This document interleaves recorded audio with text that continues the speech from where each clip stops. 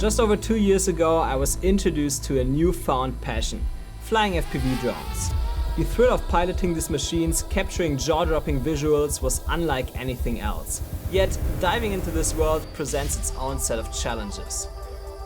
While the FPV market has evolved, making some aspects easier for newbies, there are still hurdles to overcome. So let's get to the chopper and uncover the ins and outs of starting your FPV journey in 2023 and beyond.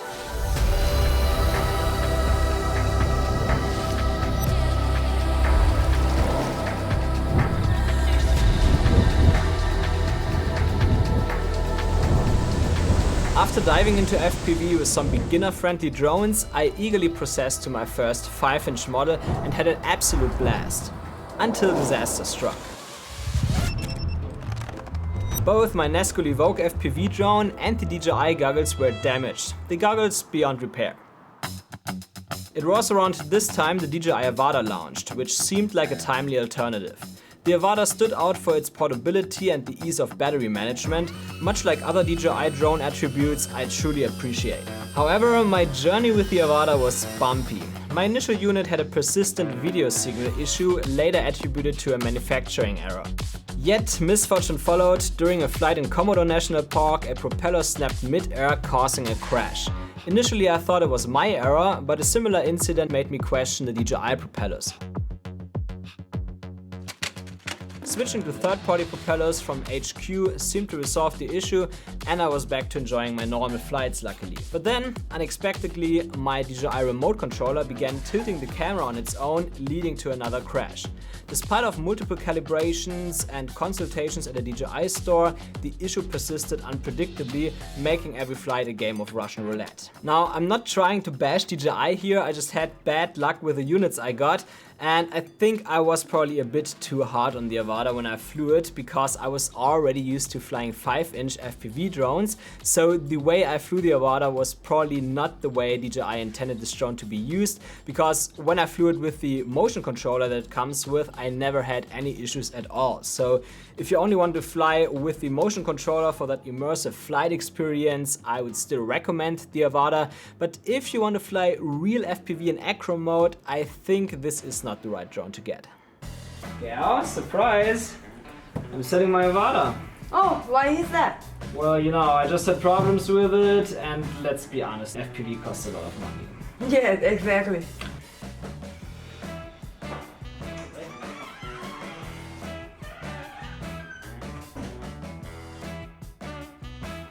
What's that again? That's my new FPV drone.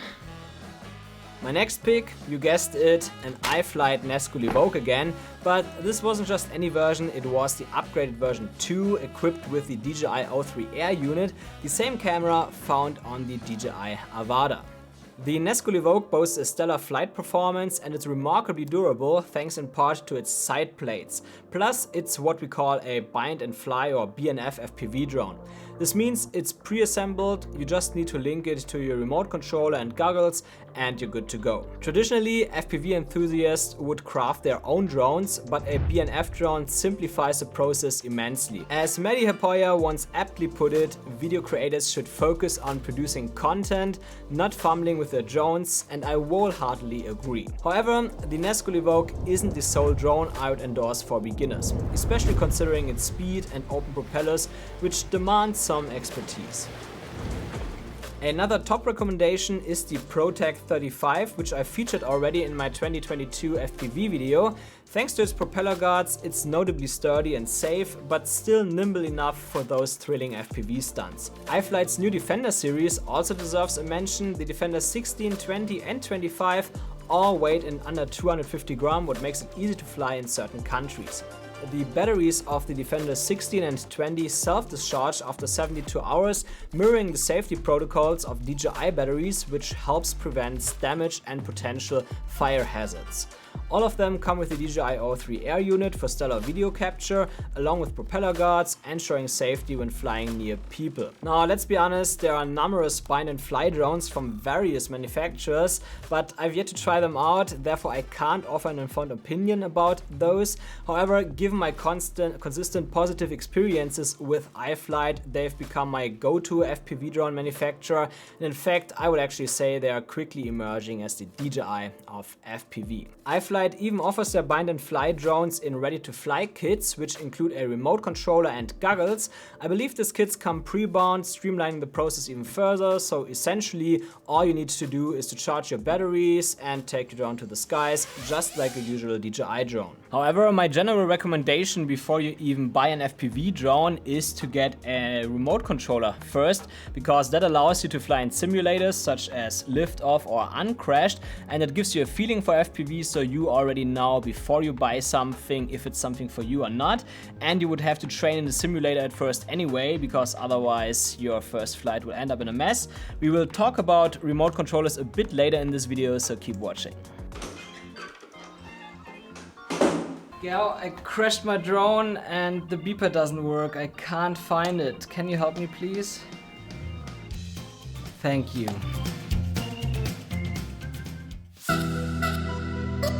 This time I've equipped my Nazgul Evoque with a GPS module, which I did not do last time because I didn't really trust it. Now, it's still worth noting that the GPS functionality on these drones is still not as seamless as it is on standard drones, like from DJI. Sure, you can configure the drone to auto-return upon losing connection, but I'm not entirely sold on that feature. Given that these drones lack sensors, there's a considerable risk of collision, be it with objects or worse, people.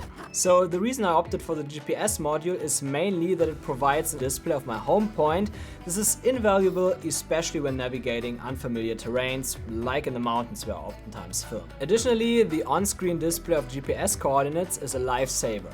In the unfortunate yet not unlikely event of a crash, those coordinates can guide you right to your drone via Google Maps. Moving on from the drone, the next essential gear is the remote controller. I first embraced iFlight's Commando 8, valuing its compact design and a robust 500 mW signal strength. Yet, the Radio Master Pocket later caught my attention.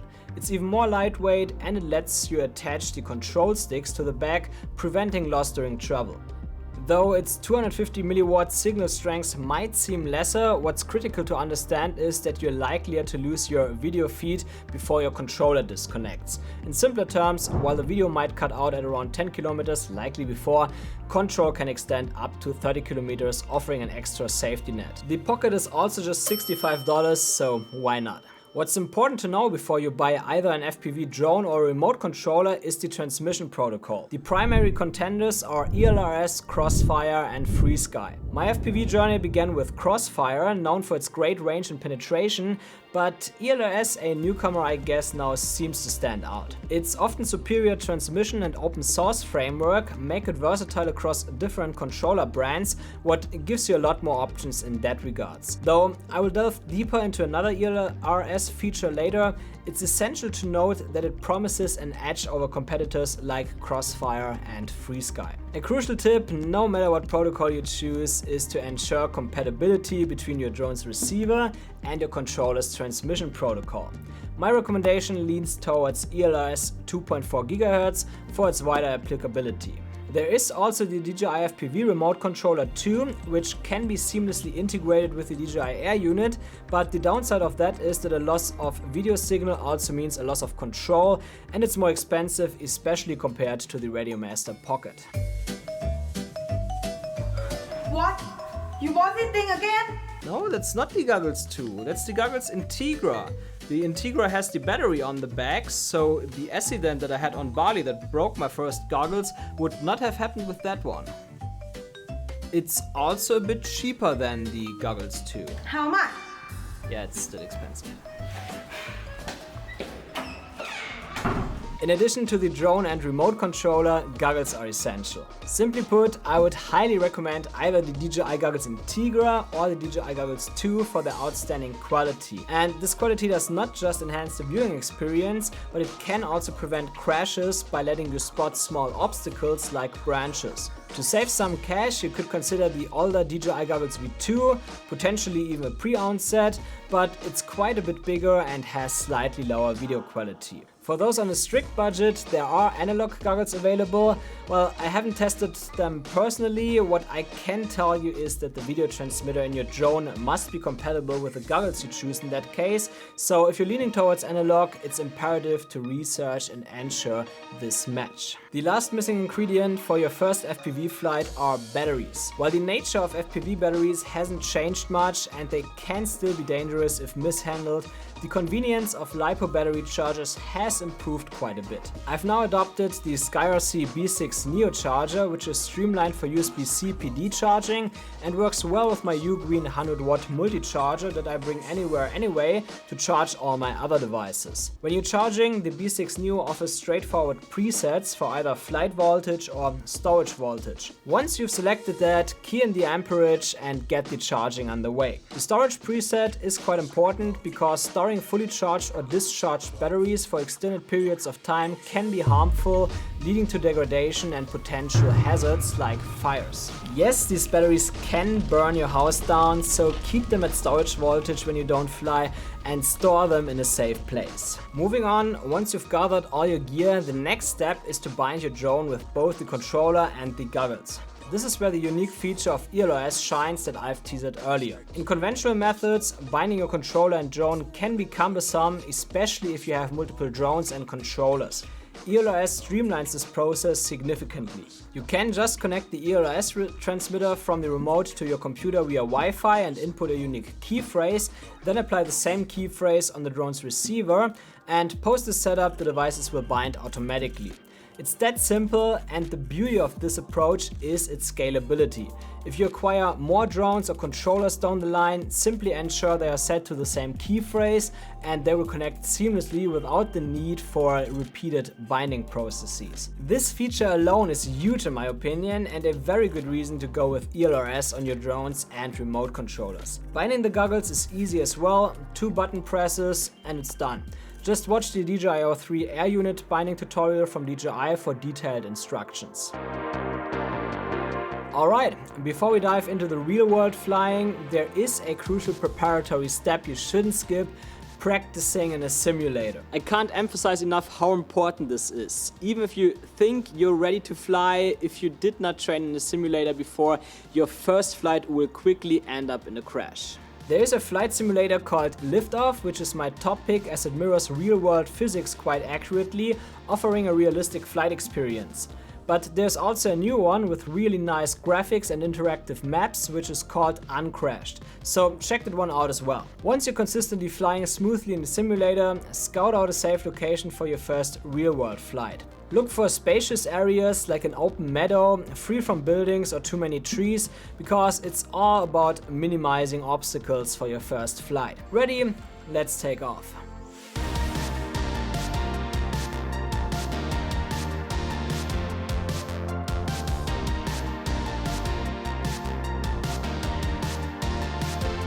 Okay, that wasn't my first flight, so I didn't fly in an open space, but because I flew the Avata for such a long time before, it actually felt tough. I directly felt how much power the Nazgul has compared to the Avata, so I really had to slow down a bit at first to avoid crashing it, because I was not used to that anymore. That's why it's probably better to start with a slower drone, such as the Protect 35 or one of the Defender series, or you could get into beta flight at first and slow your 6S, Nazgul Evoque or whatever you're flying down so that it's not as fast from the beginning. It feels then more like a 4S drone or so.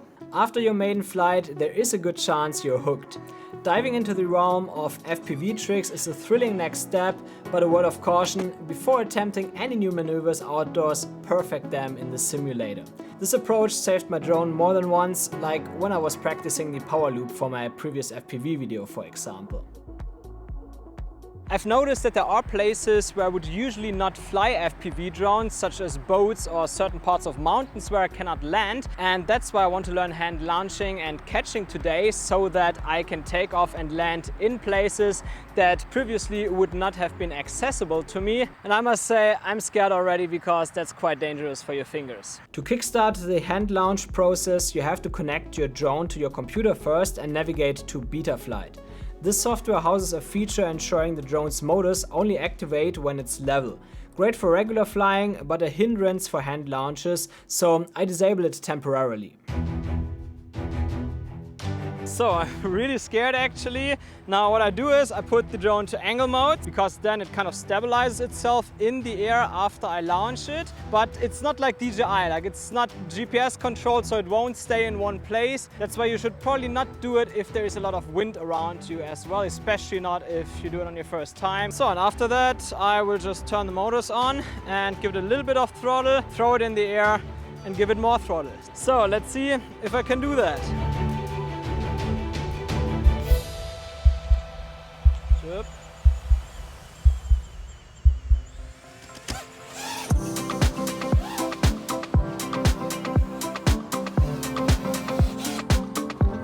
Whoa! And I catched it already as well. I would actually say catching is quite easy. You just turn off the throttle like when the drone is close to you and you catch it out of the air. Just the thing with catching is that you should never catch the drone while the motors are still spinning. So really let the drone fall into your hand instead of grabbing it before the motors turn off. Otherwise it's a high risk that you will injure your fingers. I had a little problem though, that I gave it a bit too much throttle at first, so the drone got up quickly. I want to do that better now, so let's give it another try.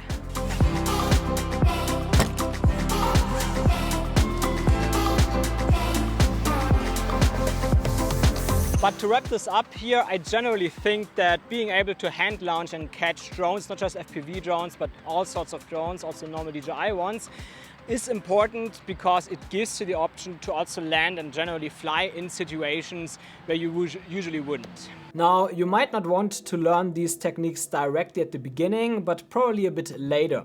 Fortunately, there are other tricks that you can learn, starting with the elementary moves, flips and rolls. On their own, they may not scream cinematic, but they lay the foundation for many advanced maneuvers tailored for cinematic FPV. There's actually no need for nerves for flips and rolls. Just gain a bit more altitude than usually, so you have time to rescue it in case you do something wrong. From there, just trust your simulator practice and you are good to go. And if you do it like that, flips and rolls are actually very safe and easy to do. When you've got those down, it's time for the S-split. Think of it as merging a half roll and half flip. This move is vital for cinematic shots, such as diving down mountains and waterfalls. Now technically the S-splits are quite easy. You just gain some altitude, then you do a half roll like that, and then you let the drone fall, and from there you only have to lift it up again to balance itself and not crash into the ground, hopefully. So it's actually a very easy trick. To give you an example, my dive of Bali's second pool waterfall was led by the S-split.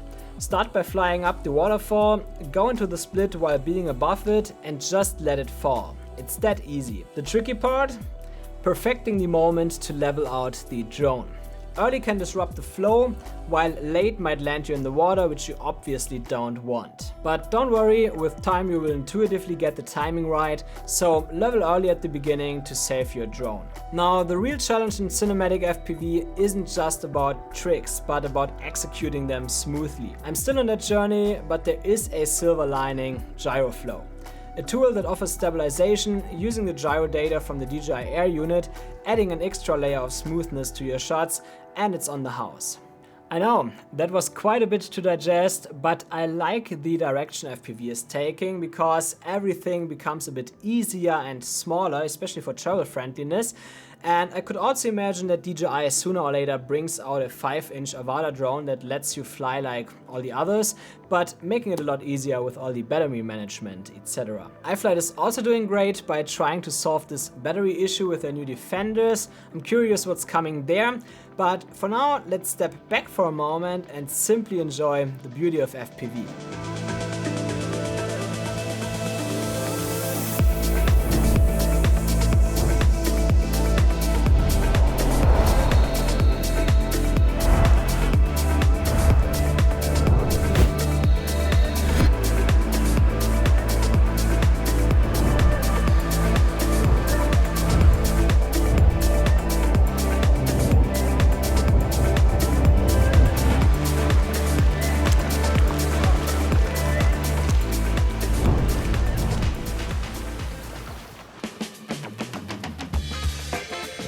Good that she didn't see that one. I see everything.